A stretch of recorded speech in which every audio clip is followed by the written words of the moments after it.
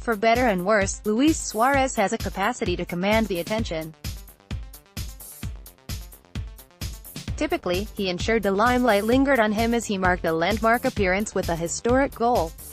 Suarez marked his 100th game for his country by becoming the first Uruguayan to score in 3 World Cups.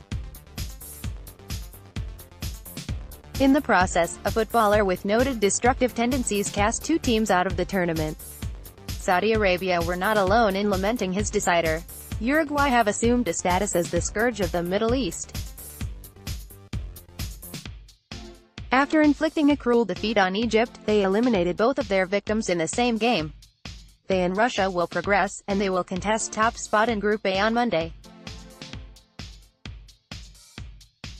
More from 2018 World Cup, continental drift, out of Africa and seemingly out of the World Cup analysis, why Ronaldo and the set-piece experts are rocking World Cup 2018 watch, riding for Ronaldo. Portugal fan completes road trip to Russia for World Cup in charity download. The Nationals World Cup 2018 wall chart, The Saudis could at least argue there was no repeat of the embarrassment of the 5-0 defeat to Russia, but while Juan Antonio Pizzi's team were not as naive, they threatened to end the World Cup goalless and pointless. They were toothless as, for the second consecutive game, their problems lay in either box. They could rue 2 chances had Mbappé spurned to level. The first, a fine long-range shot, drew a save from Fernando Muslera. The second, a volley from 8 yards, was skewed over the bar. Yet an unambitious sight on a damage limitation exercise barely troubled goalkeeper Muslera, while Mohamed Al-Salawi, their most potent striker, was limited to a 13-minute cameo.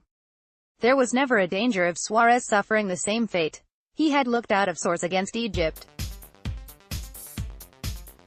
He seemed altogether sharper and spikier as he chalked up a record 50-second goal for his country. Russia had exposed the Saudis' difficulties defending the aerial ball, and Suarez was able to volley the ball into the unguarded net when Mohamed Al-Salawi came for and missed Carlos Sanchez's corner. It was a goal to shine a light on the decision-making of the 2 managers.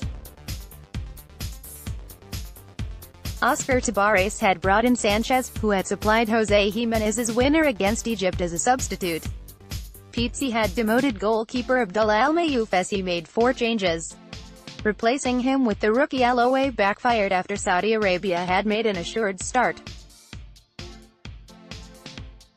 Al-Salawi did better to parry a deflected Suarez free kick and to deny Edinson Cavani with his feet when the forward powered through, but by then the damage was done.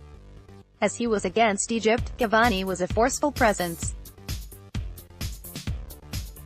Sanchez also headed over after a wonderful cross from the Paris Saint-Germain striker, and Cavani came close to doubling the lead when he redirected substitute Lucas Torreira's effort, yet it was a game with comparatively little drama.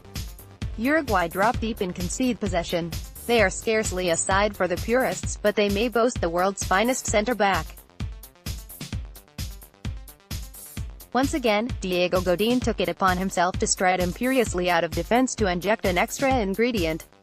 While Sanchez exerted an influence on the right flank, Tabarez, who had made a double change in midfield in his initial selection, made another with half an hour remaining. His search for creativity continues. Uruguay's 4-4-2 formation is workmanlike, but there is a lack of class between a dependable defense that is yet to concede and their superstar strikers.